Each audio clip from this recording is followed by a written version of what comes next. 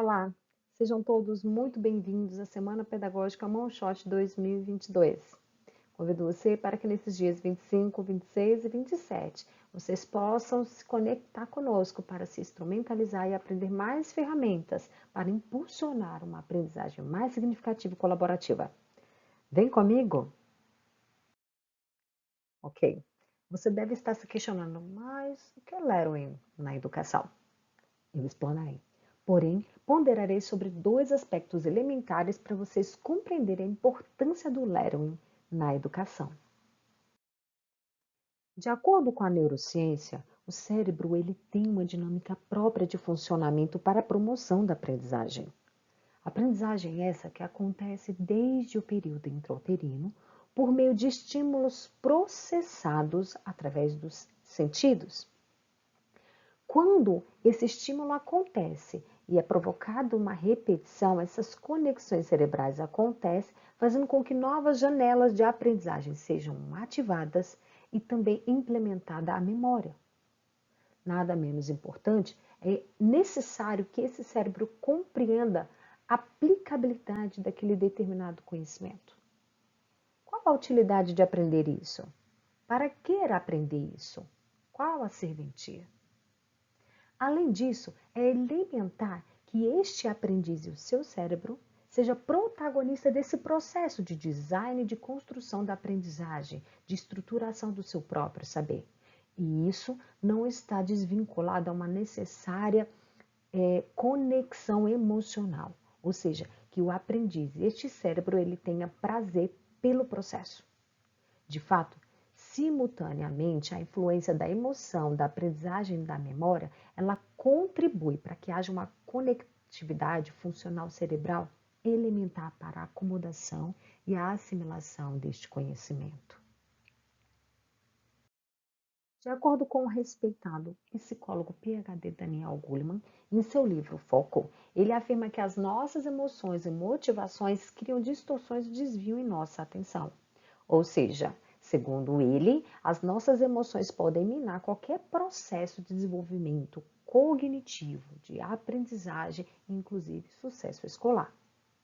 No seu livro Inteligência Emocional, ele também pondera que as nossas emoções preparam o nosso organismo para dar respostas, quer sejam respostas negativas ou positivas.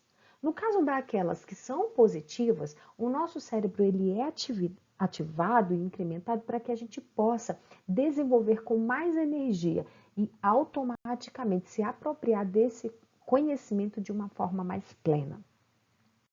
Do mesmo modo, quando essa ativação é uma resposta negativa, o nosso organismo bioquimicamente trabalha, aumentando níveis, por exemplo, como de cortisol, que implica diretamente na desconexão de uma ativação mais plena cerebral. Então, o foco, por exemplo, fica comprometido. Segundo Vygotsky, ele acredita que o pensamento ele é gerado pela motivação.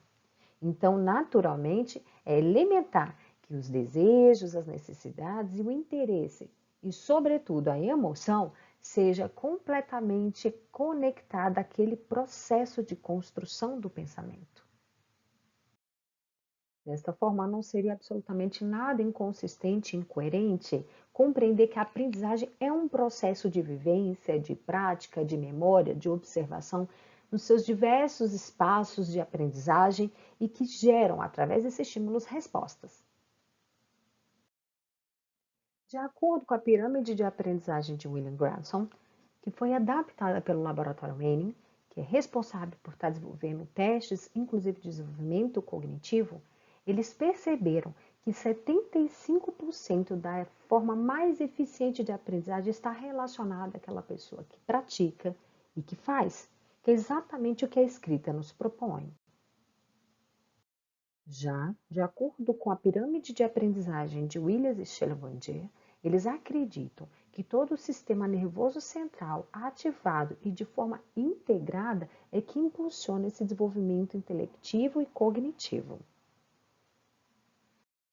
Vocês devem estar pensando, tudo bem, já entendi como o cérebro aprende, já aprendi como as emoções geram impacto no processo de aprendizagem e também entendi as duas propostas das pirâmides de aprendizagem.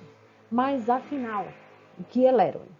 Pessoal, lettering nada mais é que uma ferramenta expressiva que, através de uma cultura make, que é a capacidade de criar e de reinventar, você estimula múltiplas competências através da produção de arte tipográfica.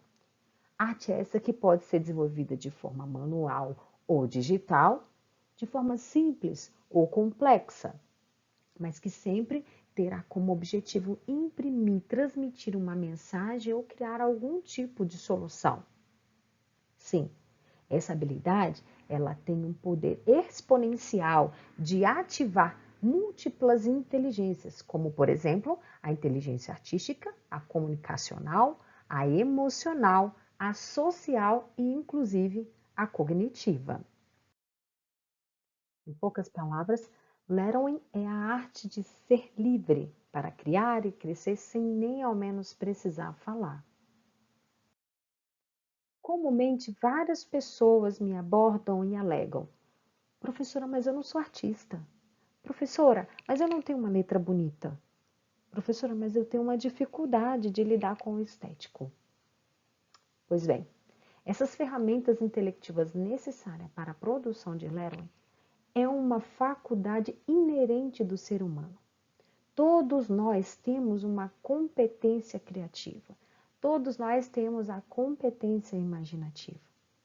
O uso dela, sem dúvida, ativa mais pensamentos críticos, criativos, ideias, soluções, que quando harmonizadas, sob orientação, treino e foco, você consegue desenvolver. Para vocês contextualizarem, compreender melhor do que se trata de ser essa competência, eu trouxe duas artes, uma manual e uma digital para vocês identificarem. Essa arte, ela foi feita manualmente, posteriormente ela foi digitalizada e sobreposta a uma arte fotográfica que foi tirada na praia de João Pessoa.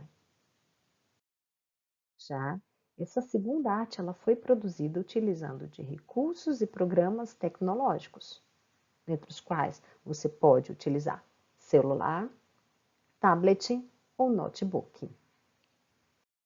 Para quem acha que arte e tecnologia não caminham junto, eu trouxe uma proposta para vocês que está sendo desenvolvida por 8 pesquisadores japoneses que têm aliado a arte, a robótica e a produção de máquinas a fim de que estes robôs auxiliem artistas humanos para trabalharem em conjuntos com a inteligência artificial. De fato, a imaginação ela é fundamental para uma ciência bem-sucedida. E por que o lettering favorece? Simplesmente porque ela trabalha os dois hemisférios cerebrais, onde, por um lado, é estimulado o processo imaginativo e criativo, a manifestação da expressão, que também é uma manifestação de inteligência, e por outro lado, porque ela também desenvolve e estimula a linguagem, o raciocínio lógico e a análise crítica. De acordo com a doutora Virginia Berninger, que é professora de Psicologia Educacional da Universidade de Washington, ela alega num artigo que foi publicado no jornal Dificuldade de Aprendizagem que escrever à mão, em especial estruturando, formando letras, isso vai afetar diretamente a mente, a atenção e as funções neuromusculares que são responsáveis pela promoção de sinapses da visão e da linguagem, o que favorece diretamente no estímulo da cognição. Para validar o que o artigo apresentou, eu trouxe para vocês uma demonstração do quanto de fato os benefícios da arte caligráfica impulsionam e favorecem o funcionamento do cérebro. Esses dados foram compilados no ano passado com crianças, adolescentes e adultos. Percebi que em menos de 2 semanas, crianças que tinham diagnóstico de desortografia ou disgrafia começou a apresentar evolução no seu processo de desenvolvimento psicomotor. Crianças e adolescentes que tinham algum comprometimento em relação à sua criaticidade, sua habilidade criativa ou na sua saúde emocional, começou a apresentar reversão de quadros clínicos, como até mesmo de depressão profunda. Aquelas crianças, adolescentes e adultos que se comprometeram em aprender a técnica, em um prazo mínimo de 6 meses até 1 ano, conseguiram chegar ao estágio até mesmo de profissionalização. De fato, ainda que primitiva, a escrita é um instrumento cultural complexo que jamais deve deixar de ser estimulada. É comum muitas pessoas se preocuparem em achar que investir nessa habilidade não nos favorece no mercado.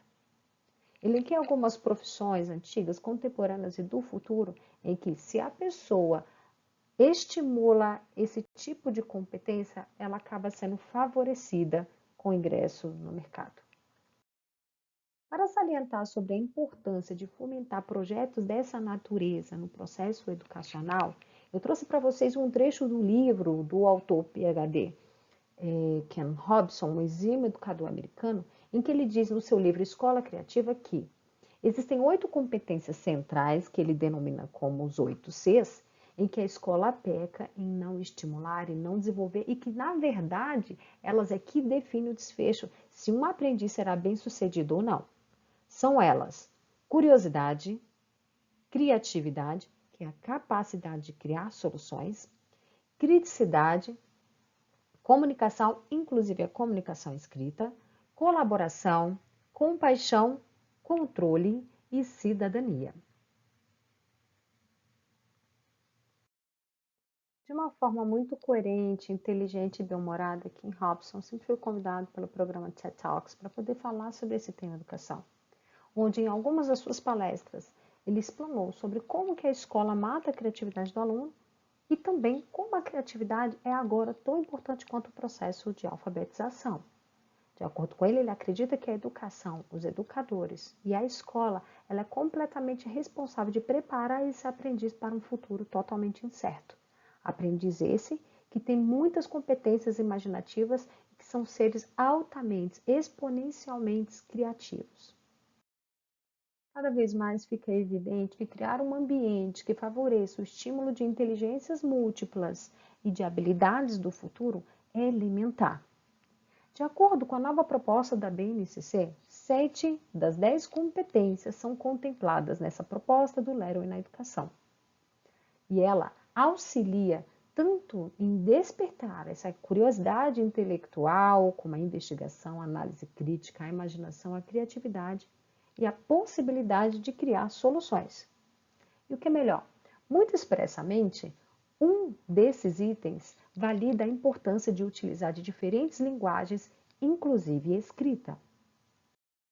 Foi com base em todas estas evidências, a própria experiência prática e a história de Stephen Jobs, que abandonou a faculdade, se matriculou no curso de caligrafia, onde ele teve a oportunidade de tratar diversos processos criativos e criar o que hoje nós conhecemos como Apple, é que o programa Leroy na Escola nasceu. Para salientar sobre a importância de fomentar projetos dessa natureza no processo educacional, eu trouxe para vocês um trecho do livro do autor PhD, Ken Robson, um exímio educador americano, em que ele diz no seu livro Escola Criativa que existem 8 competências centrais, que ele denomina como os 8 Cs, em que a escola peca em não estimular e não desenvolver, e que, na verdade, elas é que definem o desfecho se um aprendiz será bem-sucedido ou não.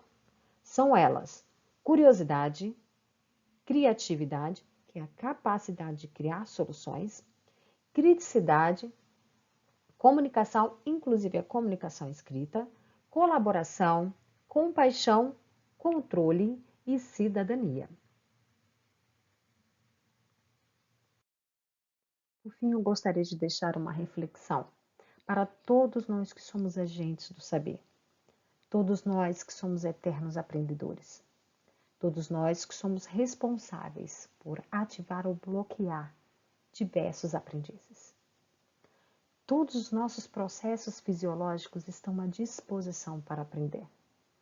E acredite, todos nós aprendemos constantemente nas nossas experiências da vida. Vendo, falando, sentindo, fazendo ou ouvindo, ou simplesmente se omitindo, nós somos mestres para aprender. E nós vivemos sempre aprendendo. Muito obrigado por ter participado comigo até aqui dessa palestra Leroy na Educação. Fico à disposição de todos vocês. Bom dia, boa tarde ou boa noite. Gratidão.